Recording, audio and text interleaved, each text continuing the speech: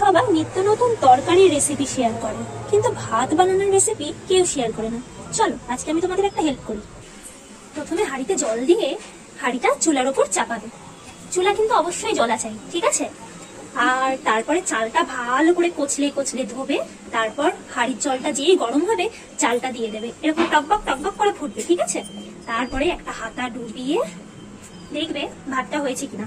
এক একটা চালে এক এক রকম লাগে। এই ভাতটা আমি করতে করতে বুঝে গিয়েছি, মানে এই চালটার ভাত রান্না করতে করতে আমি বুঝে গেছি এখনো 1 থেকে 1.5 মিনিট লাগবে। তারপর আমি এটা উপর করে দেবো। এক একটা চাল কিন্তু এক একটা টাইমে সিদ্ধ হয়।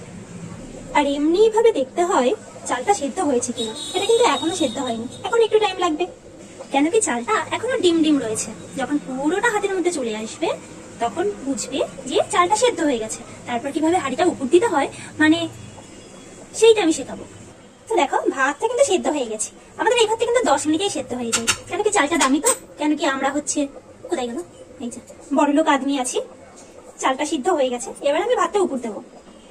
কিভাবে উপর দিতে হয় ভিডিওটা করতে পারবো না, কেন কি আমার ক্যামেরা ধরার লোক নাই, তাই জন্য উপর দেওয়ার পরেই তোমাদেরকে দেখাবো। তো দেখো আমি কিন্তু হাঁড়িটাকে উপর দিয়ে দিয়েছি এইভাবে।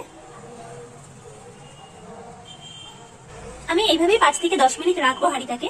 তারপর হাঁড়িটা তুলে ঢাকনাটা খুলে একটু ঝাঁকানাকা ঝাঁকানাকা করে ভাতের বাষ্পগুলো বের করে দিতে হবে। তো দেখো এখানে আমি ভাতের ফ্যানটা ঝরিয়ে নিয়েছি। এবার এমনি এমনি এমনি এমনি 2 হাত দিয়ে ঝাঁকানাকা ঝাঁকানাকা করতে হবে। আমার এক হাতে ফোন আছে, তাই জন্য ঝাঁকানাকা করতে পারছি না, মানে দেখাতে পারছি না আর কি। এমনি এমনি এমনি এমনি করে ঝাঁকানাকা ঝাঁকানাকা করে ভাতের যে বাষ্পগুলো দেখছো না ওগুলো সব বের করে দিতে হবে। তাহলে ভাতটা পুরো সলা সলা হয়ে যাবে। আমার রান্নাঘরটাকে কিন্তু সবাই ইগনোর করবে, কেন কি এখন আমার রান্না শেষ হয়নি, তাই জন্য কিচ্ছু গোছানো হয়নি, ঠিক আছে? হালকা বাষ্প বের করে তারপর কিন্তু এইভাবে ঢাকনাটা দিয়ে রাখতে হবে। আর হ্যাঁ, যে চালের ব্যাপারটা বললাম বড়লোক গরিব লোক, ওটা কিন্তু কেউ সিরিয়াসলি নেবেন না। আমি কিন্তু ওটা কমেডি করে বলেছি, ঠিক আছে? কাউকে অপমান করার জন্য বলিনি। তাই কমেডি ভিডিও কমেডির মতো করেই নেবেন, কেউ সিরিয়াসলি নেবেন না। আর হ্যাঁ, রেসিপিটা শেয়ার করার জন্য আমাকে থ্যাংক ইউ দেওয়ার কোনো দরকার নেই। আপনাদের উপকারে লাগলে আমার কিন্তু ভীষণ ভালোই লাগবে।